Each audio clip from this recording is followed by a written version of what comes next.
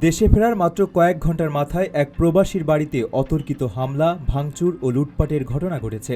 গত বুধবার রাতে কুমিল্লার ব্রাহ্মণপাড়ার শশীদল ইউনিয়নে এই ঘটনা ঘটে। হামলায় প্রবাসী ফিরোজ হাসান, তার স্ত্রী সুহেনা বেগম এবং তাদের ছোট মেয়ে সূচনা আক্তার গুরুতর আহত হয়েছেন। বর্তমানে তারা কুমিল্লা মেডিকেল কলেজ হাসপাতালে চিকিৎসাধীন রয়েছে। এলাকাবাসী ও ভুক্তভোগী পরিবার সূত্রে জানা যায়, অসুস্থতার কারণে চিকিৎসার জন্য বুধবার বিকেলেই দেশে ফেরেন ফিরোজ।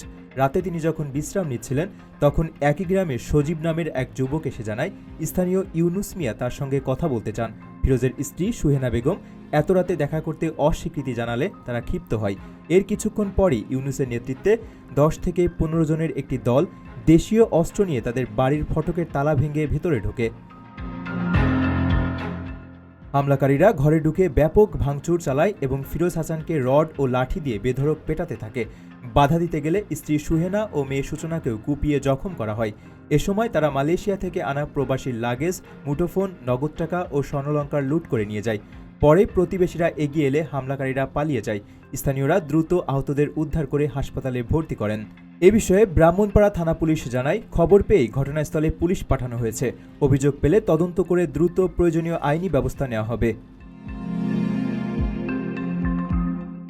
আপনার স্বপ্নগুলো আকাশ ছুবে প্রবাসীর হেলিকপ্টারের মাধ্যমে। বিয়ে, জন্মদিন অথবা যে কোনো বিশেষ প্রয়োজনে হেলিকপ্টার ভাড়া করতে যোগাযোগ করুন স্ক্রিনে দেয়া নাম্বারে। প্রবাসীর হেলিকপ্টার, নিরাপদ ও সাশ্রয়ী বাহনের বিশ্বস্ত নাম।